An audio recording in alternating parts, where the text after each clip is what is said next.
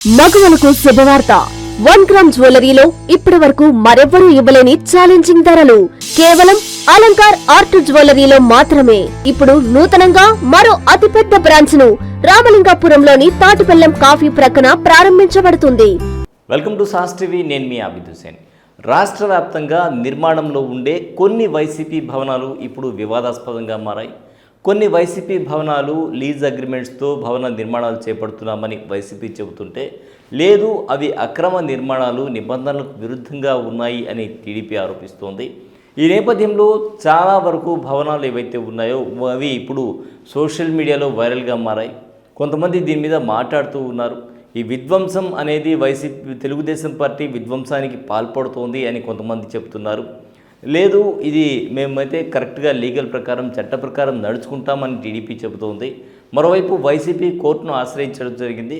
Court కూడా చట్ట ప్రకారం చర్యలు చేపట్టమని చెప్పి ఆదేశాలు అయితే ఇవ్వడం జరిగింది. చట్ట ప్రకారం నడుచుకోమని సూచించడం జరిగింది. మరి చట్ట ప్రకారం జరుగుతుందా లేదా ఏంటి పరిస్థితి అనేది చూసుకుంటే, మాజీ మంత్రి అమర్నాథ్ ఓ వ్యాఖ్యలు చేశారు. అది అయితే ఇప్పుడు కీలకంగా మారిపోయాయి.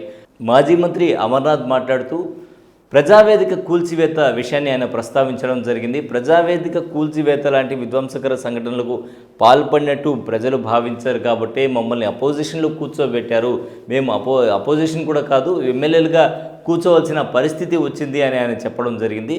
ప్రజలు ఈ విధ్వంసాల గురించి ఆలోచించారు కాబట్టి, అంటే ప్రజావేదిక కూల్చివేత గురించి ఆలోచించారు కాబట్టి తమను ఈ స్థాయిలో ఇక్కడ కూర్చోబెట్టడం జరిగింది. 11 సీట్లకే పరిమితం చేయడం జరిగింది అని చెప్పి ఆయన చెప్పడం జరిగింది. అదే విషయాన్ని తెలుగుదేశం పార్టీ కూడా ఆ దారిలో వెళ్తోందా అనే సందేహం కలుగుతోంది అని చెప్పి చెప్పడం జరిగింది.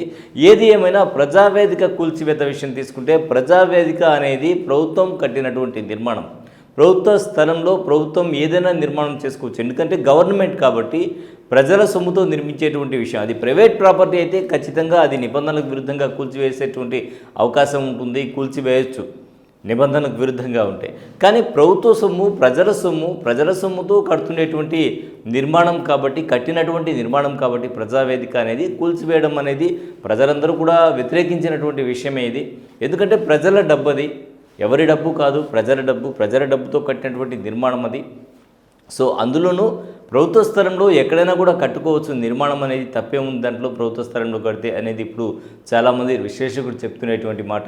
సో ఇక్కడ తీసుకుంటే, ఇక్కడ ఇది ప్రైవేట్ ప్రాపర్టీ తీసుకొని లీజ్ అగ్రిమెంట్స్ కింద తీసుకొని, అది కూడా అతి తక్కువ మొత్తాలకు తీసుకొని కడుతూ ఉన్నారు కాబట్టి మేము ఇప్పుడు కూల్చివేస్తున్నాం అని చెప్పి మాట్లాడుతూ ఉన్నారు. సో ఇది ఇప్పుడు హాట్ టాపిక్గా మారిపోయింది. అలాగే నెల్లూరులో కూడా ఓ నిర్మాణం ఉంది. ఆ నిర్మాణం కూడా అక్రమ నిర్మాణం అని చెప్పి చెప్తూ ఉన్నారు.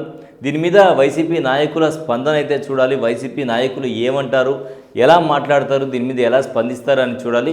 టిట్కో గృహాల సముదాయం ఏదైతే ఉందో ఆ ప్రాంతంలో కట్టినటువంటి ఓ వైసీపీ కార్యాలయం ఇప్పుడు వివాదాస్పదంగా మారిపోయింది.